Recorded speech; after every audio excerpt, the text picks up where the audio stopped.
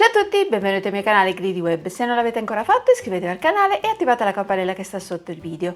Come anticipato nel video della babka, oggi faremo i raviolini, che mi è arrivato questo nuovo stampo, che è bellissimo, fa i raviolini piccolini, ne faremo quelli alla carne per il brodo.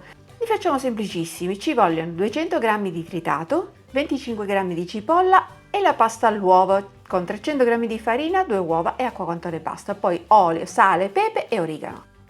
Andiamo sulla padella, mettiamo la cipolla tagliata grossolanamente, non serve tagliarla sottile perché tanto poi la frulleremo con il robot, e la facciamo appassire.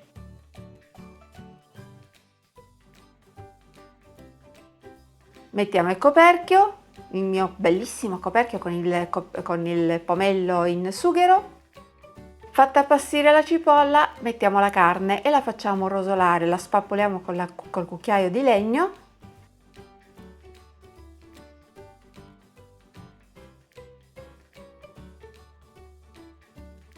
Mettiamo il coperchio e facciamo cuocere 10 minuti, aggiustiamo di sale, mettiamo un po' di pepe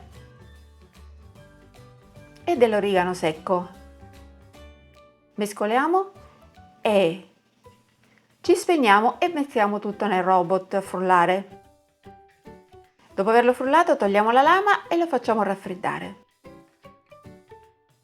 Aggiungiamo un cucchiaio di parmigiano grattugiato e mescoliamo bene.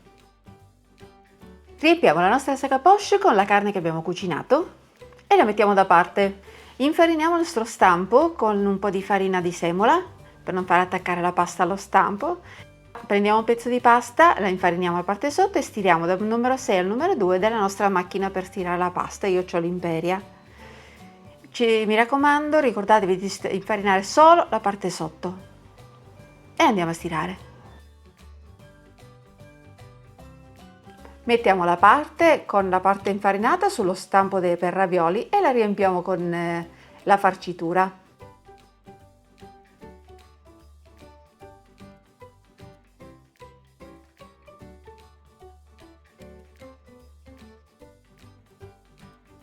Copriamo con l'altra parte della pasta, prima pigiando con le mani, sia un lato che l'altro, per far aderire bene la pasta. Dopodiché spolveriamo, pressiamo con un mattarello di legno sia dai due lati, sia dal lato lungo e sia dal lato corto dello stampo, per fare in modo che i tagli siano perfetti.